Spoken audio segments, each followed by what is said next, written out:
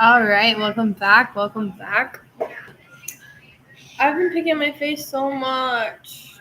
But, anyways, we're here today because God's good. And we're going to read Hebrews 5. I was reading Numbers this morning. We will flip to the back of the book. To the back.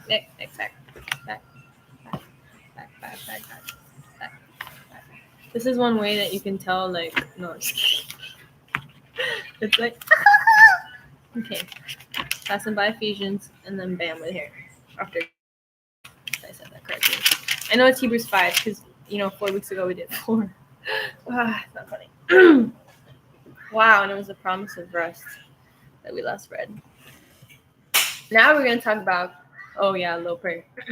Father God, I just thank you for the opportunity to connect with whoever is on, and I pray that you help us digest your word, Lord, that you help us get whatever it is that we are supposed to from it, that we're able to hear from you, and truly, have eyes that see and ears that hear. In the name of Jesus, amen. Qualifications for priesthood. For every high priest taken from among men is appointed for men in things pertaining to God, that he may offer both gifts and sacrifices for sins. He can have compassion on those who are ignorant and going astray, since he himself is also subject to weakness. Because of this, he is required, as for the people, so also for himself, to offer sacrifices for sins. Wow, we have Jesus though. And no man takes this honor to himself, but he who is called by God, just as Aaron was, a priest forever. So also Christ did not glorify himself to become high priest, but it was he who said to him, "You are my son, today I have begotten you." As he also says in another place, "You are a priest forever."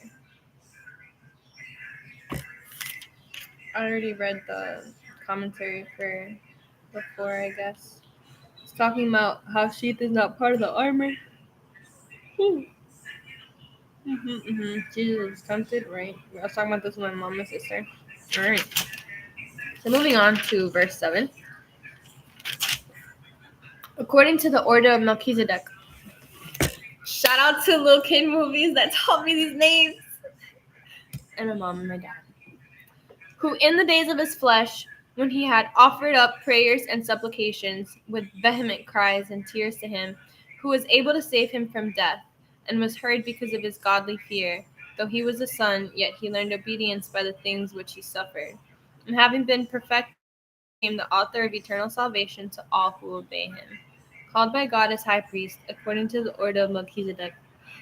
Imagine I'm saying it wrong. Excuse me. 7. Of whom we have much to say and hard to explain, since you have become dull of hearing. The shade. Spiritual immaturity.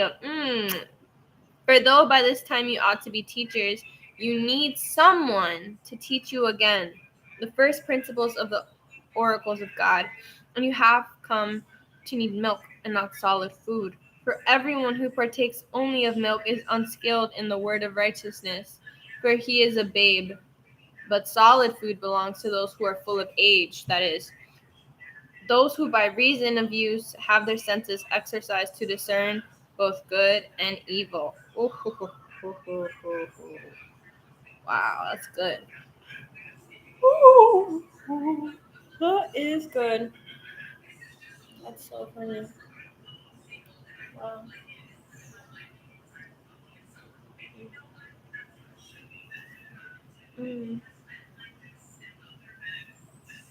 I don't know why I read Hebrews 6 last night.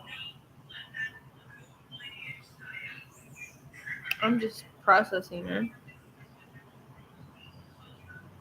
I'll just read 6. But I feel like I did it last night. Yeah, I did. So good,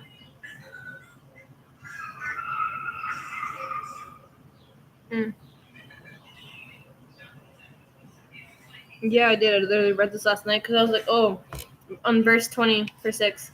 Where the forerunner has entered for us, even Jesus, having become high priest forever, according to the order of Melchizedek. Yep. All right, I love y'all. God bless. Have a I was gonna say smooth Saturday, you know? Shabbat shalom. Enjoy. Rest in the Lord. Love you. See you. Oh. Virtual hug.